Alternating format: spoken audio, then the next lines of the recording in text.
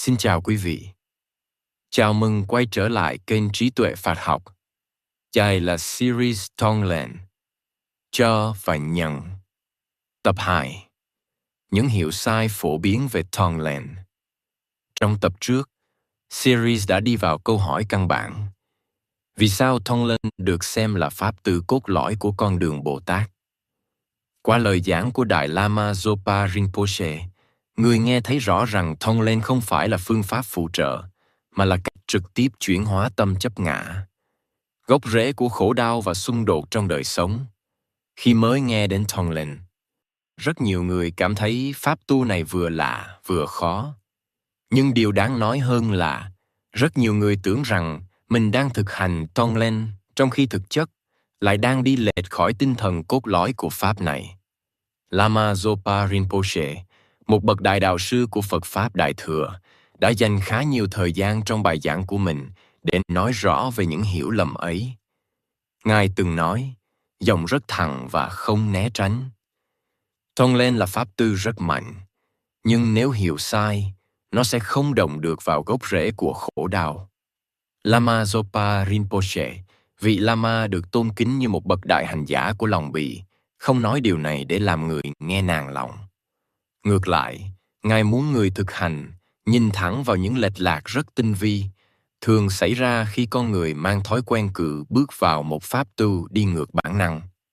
Một trong những hiểu sai phổ biến nhất là cho rằng Tonglen chỉ là một bài quán tưởng hình thức. Người ta ngồi xuống, nhắm mắt, tưởng tượng mình hít vào khổ đau, thở ra an lạc, rồi nghĩ rằng như vậy là đủ.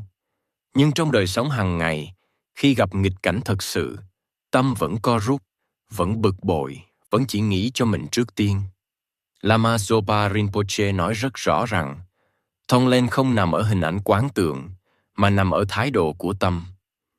Nếu trong lúc quán, tâm vẫn âm thầm mong cho mình được yên, còn khổ đau thì chỉ nhận cho có, thì đó chưa phải là Tonglen đúng nghĩa. Ngài từng nhấn mạnh, nếu cái tôi vẫn được bảo vệ cẩn thận, thì cho và nhận chỉ là lời nói. Một hiểu sai khác, cũng rất thường gặp, là nghĩ rằng thực hành Tonglen sẽ làm mình yếu đi, dễ bị tổn thương hơn, hoặc ôm hết khổ của người khác vào mình. Cách hiểu này khiến nhiều người số pháp tu này hoặc chỉ dám làm một cách càm chùng. Trong bài giảng, Lama Zopa Rinpoche giải thích rằng, Tonglen không làm khổ tăng lên, mà chỉ làm lỗ rõ điều vốn đã có. Khổ đau không sinh ra từ việc nhận về, mà sinh ra từ sự chống cự. Khi tâm ngừng chống cự, khổ không còn chỗ để bám chặt như trước. Ngài nói một câu rất đội. Khổ đã ở đó rồi. Tonglen chỉ thay đổi cách con đối diện với nó. Một lệch lạc tinh vi hơn nữa là biến Tonglen thành một cách tự để bản thân cảm thấy mình tốt hơn người khác.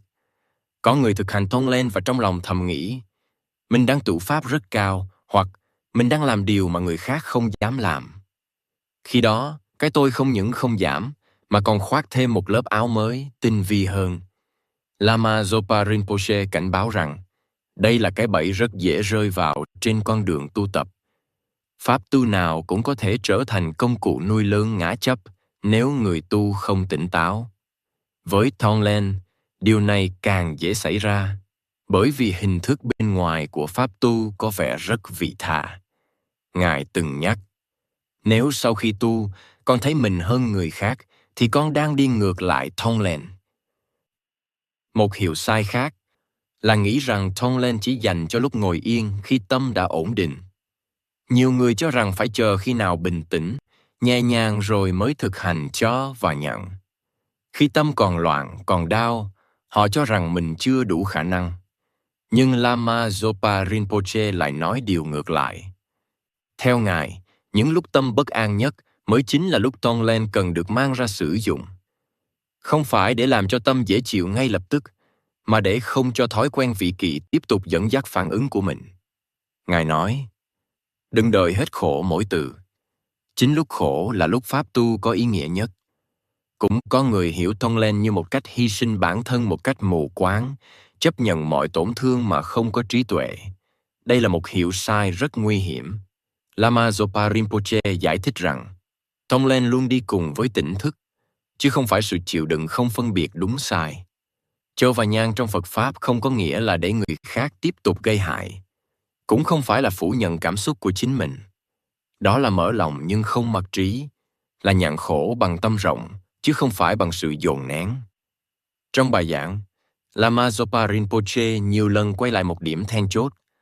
Mục tiêu của Tonglen không phải là cảm giác dễ chịu, mà là chuyển hướng của tâm. Khi tâm dần quen với việc nghĩ đến người khác trước, khổ đau tự nhiên mất dần sức nặng.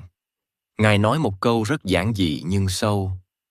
Khi con thật sự nghĩ cho người khác, vấn đề của con không còn lớn như trước. Nhìn lại, có thể thấy rằng hầu hết những hiểu sai về Tonglen đều xuất phát từ một gốc. Con người mang thói quen cứ bước vào một pháp tư mới, nhưng lại không nhận ra rằng chính thói quen ấy là điều cần được chuyển hóa. Tonglen không phải là pháp để trang trí đời sống tu học. Nó là một pháp tu đòi hỏi sự thành thật với chính mình. Thành thật nhìn xem, trong từng hơi thở, cái tôi đang được nuôi dưỡng hay đang được buông lỏng. Kết lại tập 2 có thể nói rằng hiểu đúng Tonglen không nằm ở việc thuốc bao nhiêu lời hướng dẫn, mà nằm ở việc tâm mình có thật sự chịu quay đầu hay chưa.